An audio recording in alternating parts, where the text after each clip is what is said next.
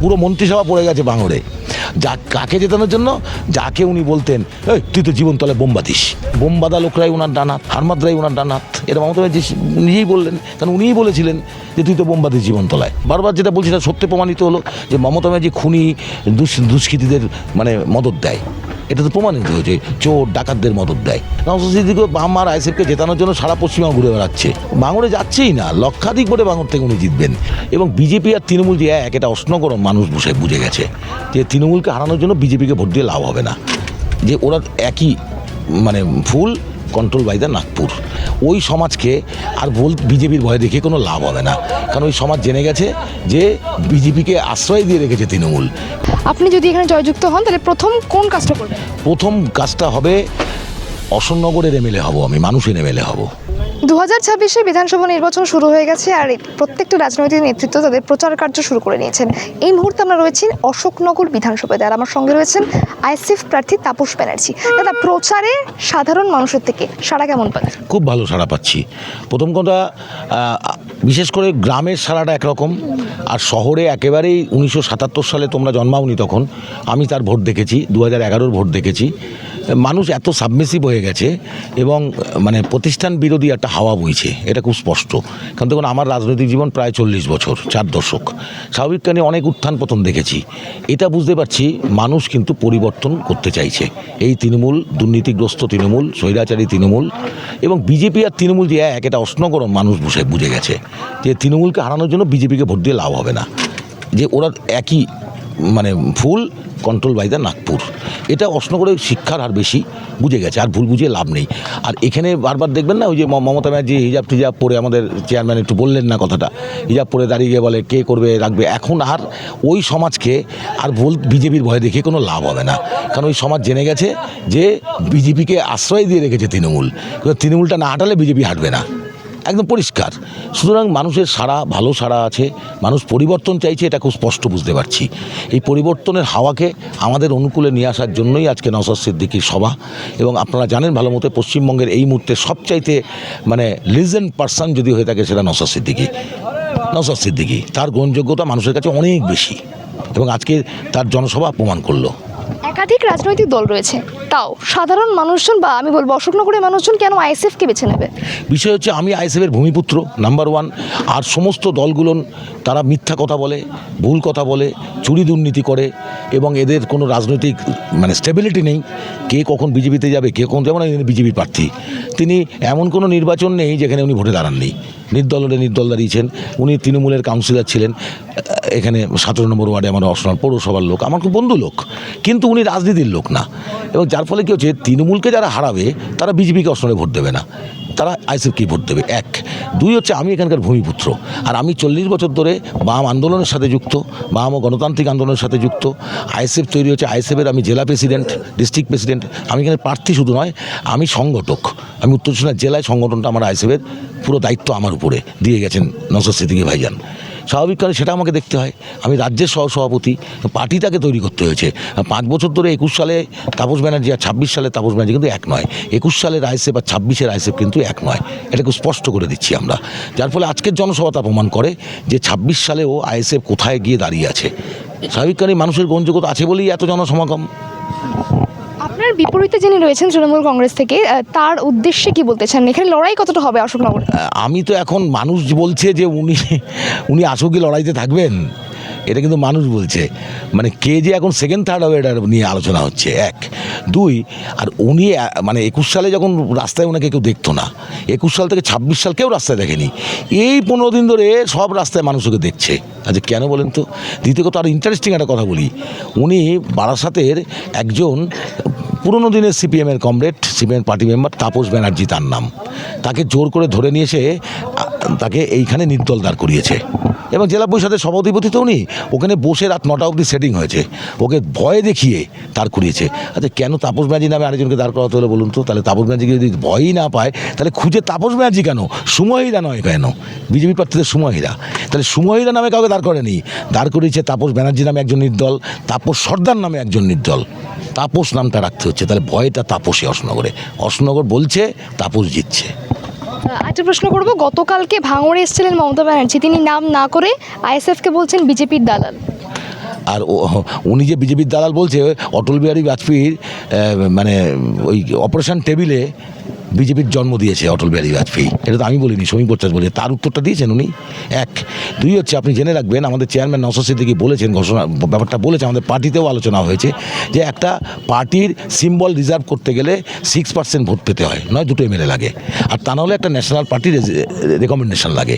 তো মমতা ব্যানার্জির বাড়িতে আপনাদের মনে নেই, আমার মনে আছে, মমতা ব্যানার্জির মার কাছে অটল বিহারী বাজপেয়ী, তখন মমতা ব্যানার্জি অটল বিহারী বাজপেয়ী বিজেপি গভর্নমেন্টের রেলমন্ত্রী ছিলেন, উনি মালপোয়া খেতে এসেছিলেন। যেদিনকে মালপোয়াটা খেয়েছেন সেই দিন সন্ধেবেলায় ওনারই প্রতীক ঘোষণা করেছেন, উনি ওনার প্রতীকটা ঘোষণা করেছিলেন। তাহলে বুঝতে বাকি থাকে কি যে বিজেপির সাথে তৃণমূল 1 না 2, এবং তিনি তো নিজেই বলছে অটল বিহারী বাজপেয়ীর বিজেপি ভালো, RSSের পুরনোরা ভালো, এরা খারাপ। তাহলে উনি যা বলছেন উনি তো বিজেপির পক্ষে কথা বলে, আইএসএফকে বলে লাভটা কি বিজেপির দালাল? কারণ আইএসএফ বিজেপি দালাল হবে কেন? এটা ওনার কি ব্যাখ্যা সেটা উনি বলুক। আমি যদি বলি উনি যে হিসাবে উনি বলছেন, উনি রেড রোডে ওনাকে নামাজ পড়ার সময় হিজাব পড়তে গেছেন কেন? উনি কার দালালি করতে গেছিলেন বলুন তো আগে? ওনাকে কে বলেছিল ইমাম ভাতা দিতে? কে বলেছিল ওনাকে ওই মুয়াজ্জেম ভাতা দিতে? কোনো মুয়াজ্জেম ইমামরা চেয়েছিল নাকি এসব ভাতা? তাহলে কেন দিলেন? দিয়ে বিজেপির হাতটা শক্তিশালী করলেন, মানে হিন্দুরা খেপে গেল। তারপরে পুরোহিত ভাতা দিলেন, পুরোহিত ভাতাটা দিল সরকারি টাকায়, আর মুয়াজ্জেম ভাতা ইমাম ভাতাটা দিচ্ছে কিন্তু সব ওয়াকফ বোর্ডের টাকায়, ভালো করে বুঝবেন। আর সরকারি ভাতা পুরোহিত ভাতা দিল বাধ্য হয়ে। তাহলে এই যে হিন্দু মুসলিম বিভাজনটা মমতা ব্যানার্জি করে কার হাত শক্তিশালী করছে? আলটিমেটলি তো বিজেপির। আইএসএফ সে কাজটা করছে না। আইএসএফ জন্মলগ্ন থেকে সেকুলার প্র্যাকটিস করছে, এবং তার জ্বলন্ত উদাহরণ নওশাদ সিদ্দিকী। 5 বছর বিধানসভার বুকে দাঁড়িয়ে, এবং 5 বছরে সারা পশ্চিমবঙ্গের মানুষ জানে যে প্রকৃত সেকুলার লিডার যদি কেউ হয়ে থাকে তারা নওশাদ সিদ্দিকী, আইএসএফের চেয়ারম্যান। সুতরাং মমতা ব্যানার্জির এসব কথা খাবে না। আর আমার প্রশ্ন, মমতা ব্যানার্জি তাহলে কতটা ভয় পেয়েছে বলুন তো নওশাদ সিদ্দিকীকে? নওশাদ সিদ্দিকী বাম আর আইএসএফকে জেতানোর জন্য সারা পশ্চিমবঙ্গ ঘুরে বেড়াচ্ছে, ভালো করে বুঝবেন। ভাঙড়ে যাচ্ছেই না, লক্ষাধিক ভোটে ভাঙড় থেকে উনি জিতবেন। ওনাকে এখন পুরো মন্ত্রিসভা পড়ে গেছে ভাঙড়ে। কাকে জেতানোর জন্য? যাকে উনি বলতেন এই তুই তো জীবনতলায় বোম বাতিস, তাহলে বোম বাঁধা শওকতকে এখন তিনি তো বলছেন যে তার ডান হাত সিকিউরিটি দিয়ে দেবেন। তাহলে ওনার বোম বাঁধা লোকরাই ওনার ডান হাত, তার মানে খুনি হারমাদরাই ওনার ডান হাত। এটা মমতা ব্যানার্জি নিজেই বললেন, কারণ উনিই বলেছিলেন যে তুই তো বোম বাঁধিস জীবনতলায়। তাহলে তো ওর ডান হাত, তাহলে খুনিরাই ওর ডান হাত। বোম ধরে যারা তারাই তৃণমূল। আমরা বারবার যেটা বলছি সেটা সত্যি প্রমাণিত হলো যে মমতা ব্যানার্জি খুনি দুষ্কৃতীদের মানে মদত দেয়, এটা তো প্রমাণিত হয়েছে। চোর ডাকাতদের মদত দেয়। জানে জাতীয় মিলিকে ক্যান্ডিডেট করে কী হিসাবে উনি? জাতীয় মিলিকে আমার হাবড়া কেন্দ্রে কী করে ক্যান্ডিডেট করলো উনি? তো চোরের দেয়। বিদেশকে কী করে ক্যান্ডিডেট করলো দেগঙ্গায়? আনিসুর রহমান বিদেশকে সব তো চুরির দেয়, জেল খেটে এসছে। তাহলে চোর ডাকাত খুনিরাই তৃণমূল, এটা প্রমাণ হয়ে যাচ্ছে মমতা ব্যানার্জির কথাটা, আমার কথায় না। একটা বিষয় প্রশ্ন করবো, শেষ প্রশ্ন করবো, এই অশোকনগরের মূল সমস্যাগুলি কী কী, এবং আপনি যদি এখানে জয়যুক্ত হন তাহলে প্রথম কোন কাজটা করবেন? প্রথম কাজটা হবে অশোকনগরের এমএলএ হব আমি, মানুষের এমএলএ হব আমি, আইএসএফের এমএলএ হব না। 1, 2 অশোকনগরের যত সমস্যা তার মধ্যে মূল সমস্যা শিক্ষা, স্বাস্থ্য এবং কর্মসংস্থান। এখানে কর্মসংস্থানের প্রচুর প্রভিশন আছে, এটা নিয়ে কেউ ভাবেনি। শিক্ষা নিয়ে ভাবেনি। প্রাইমারি স্কুলগুলো নিয়ে এখন ছাগল গরু চড়ে, কোনো ছাত্র নেই, মাস্টার নেই। এই স্কুলগুলোকে কীভাবে পুনর্গঠিত করা যায় সেই দিকে নজর থাকবে। অশোকনগরে একটা শিক্ষিত এলাকা, দীর্ঘদিনের উদ্বাস্তু অঞ্চল, বিধান রায় এটা করেছিলেন। অশোকনগর, কল্যাণী এবং 3 কন্যা বলতো, অশোকনগর, কল্যাণী, সল্টলেক, বিধান রায়ের 3 কন্যা, তার মধ্যেই অশোকনগর। এখানে আদি সংখ্যালঘু সমাজে যেমন বাস, তেমনি স্বাধীনতার সময় থেকে হিন্দুরা এখানে বসবাস করে, প্রচুর মানুষ আছে, ঘোষ দাস এরা।